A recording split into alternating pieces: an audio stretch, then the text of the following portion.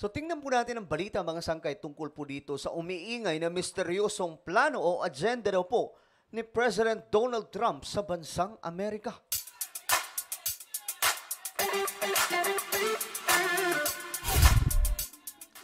Hello, what's up guys? This is me, Sangkay Janjan. I'm back for another vlog today. Kamusta po kayong lahat?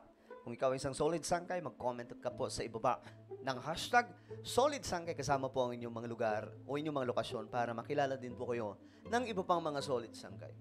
Anyway, before we start guys, paki-subscribe po muna yung ating YouTube channel. Tayo po ay 1.3 million subscribers na dito sa YouTube at ilang tulog na lang 1.4 million subscribers na po tayo. Kaya kung ikaw ay hindi po nakakapag-subscribe dito sa ating channel, ano pa ang hinihintay mo? I-click nyo po yung subscribe button na makikita po sa ibaba ng video na to. Tapos i-click nyo yung bell at i-click nyo po yung all. At sa mga nanonood naman po sa Facebook, i-follow nyo po yung ating Facebook page. Alright? Okay, guys. Ito kasi, mga sangkay. Umuugong kasi itong usapin tungkol po sa Project 2025. Agenda daw po ito ni Donald Trump. Ito po ay lumulutang ngayon, mga sangkay. Ano ba ang meron sa sinasabing Project 2025 ni President-elect Donald Trump? Muling uminit ang usapan patungkol sa controversial na Project 2025 matapos ang pagkapanalo ni President-elect Donald Trump sa halalang inasahang magiging dikit laban kay US Vice President Kamala Harris. Wala, hindi nga dumikit, mga sangkay. Sobrang lala. Ayon po sa balita, mga sangkay. Ito po yung nakita nilang halalan na sobrang lala ng tambak. Pagdating po sa Electoral College ng bansang Amerika, mga sangkay, kasi ibang-iba po yung halalan nila doon kaysa sa atin, di ba? Dito, ang botohan, mga sangkay, individual eh. Well, individual naman din ang botohan doon, pero yung bilangan, mga sangkay, hindi po per tao. Doon, mga sangkay, per state. No? Dito sa atin, halimbawa, kung abot ng 5 milyon o 20 million, yun po yung bilang. Sa kanila hindi. Kung ilan po yung bilang ng mga nanalo sa bawat states ng Amerika. Well, hindi po yan ang ating mag-uusapan. Ano ba itong Project 2025 na kinakatakot ng marami at pinag-uusapan ngayon?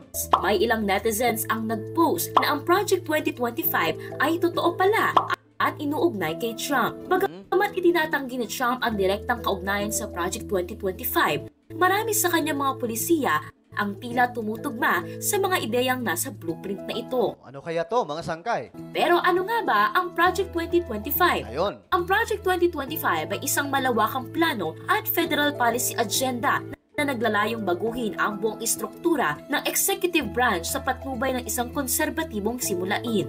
Well, ano yun? Magkakaroon po ng constitutional reform ang bansang Amerika? Actually, guys, yung gobyerno natin o sistema ng government po natin at sistema ng government ng Amerika halos magkakaparehas. Kasi nga po, presidential system tayo eh. Presidential system din po sila. Pero federal sila, mga sangkay. Kaya nga lang, dahil presidential system ang umiiral, magulo po. Parehas magulo, di ba? Sa Amerika, nag-away-away. Dito sa bansa natin, ang gugulo din po, nag-aaway, nagbabardagulan. Pamilya dito, pamilya doon. Same sa situation po doon sa bansang Amerika. Ang pinakamaganda talagang sistema ng isang gobyerno ay parliamentary system. Yun po talaga yun, mga sangkay. Sana nga po, mangyari po yan dito sa Pilipinas na maging parliamentary system po tayo. Dahil sa parliamentary system, napakaayos po ng sistema. Tingnan po natin yung Singapore, Japan, mga sangkay, di ba?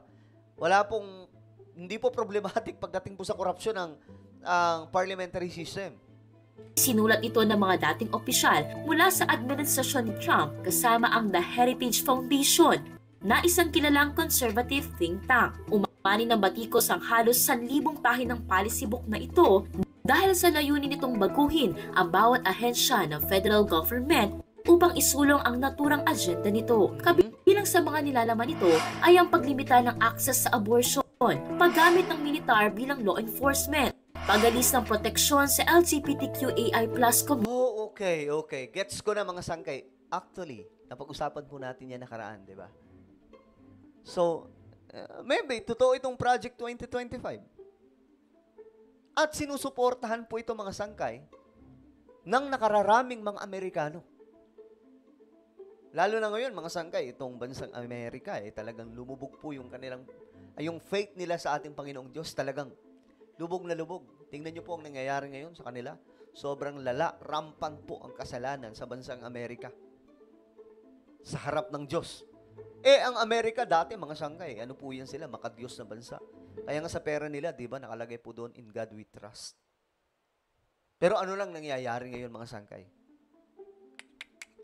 Pero itong Project 2025, hindi ko alam kung ito po ay talagang agenda ni Donald Trump, pero mga sangkay, ito din po yung kanyang mga statement na binibitawan bago po ang eleksyon. Community, pagbuwag sa birthright citizenship, paggamit ng puwersa ng federal government laban sa mga mamamahayag at nagpoprotesta, paglimita sa access sa pagboto, pag-censor ng mga kritikal na talakayan sa mga silid-aralan, pagpapahirap sa pagkuha ng birth control.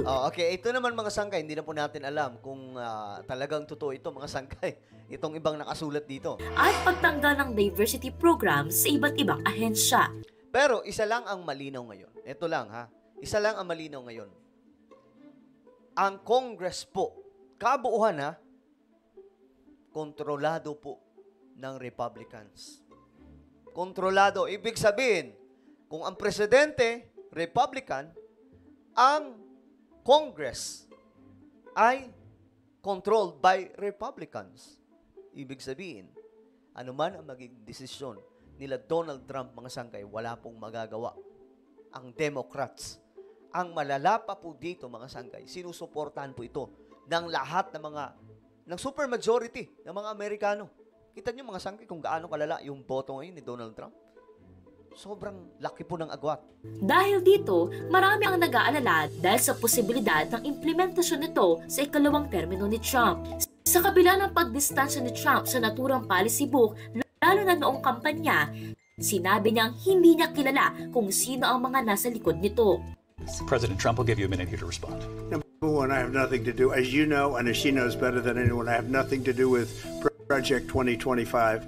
That's out there. I haven't read it. I don't want to read it purposely. I'm not going to read it. This was a group of people that got together. They came up with some ideas, I guess some good, some bad. But it makes no difference. I have nothing to do. Everybody knows I'm an open book. Everybody knows what I'm going to do. Cut taxes very substantially and create a great economy like I did before. Ngunit ayon sa mga ulat, marami sa kanyang mga dating opisyal ang may kaugnayan dito, kabilang ang 6 sa kanyang dating cabinet secretaries. Para maging updated. Okay, so ano po ang inyong opinion? Kayo ba ay naniniwala dyan, mga sangkay? Yung sinasabing Project 2025 ni Donald Trump. Pero sa lahat po ng mga nabanggit dito, isa lamang po ang malinaw sa akin, mga sangkay, na narinig po natin, very vocal, itong si President Donald Trump. Ang pagbabalik ng bansang Amerika sa Diyos. Yun po ang kanyang unang gagawin, mga sangkay. Dahil ayon po sa kanya, ito ang problema ng bansang Amerika kung bakit ang dami pong mga malalalang nangyayari sa US. Dahil po nawala daw po ang relasyon ng buong majority ng mga Amerikano sa Diyos. Kaya ito po yung pinakaunang agenda ni Donald Trump. Well, ano po ang inyong opinion, mga sangkay? Just comment down below. Mayroon po tayong isang YouTube channel. Ito po ay Sangkay Revelation. Hanapin niyo po ito sa YouTube, mga sangkay. Ano ba yun? Ayan. Hanapin niyo po ito sa YouTube. Sangkay Revelation. Dito nag-upload po tayo ng mga magagandang content.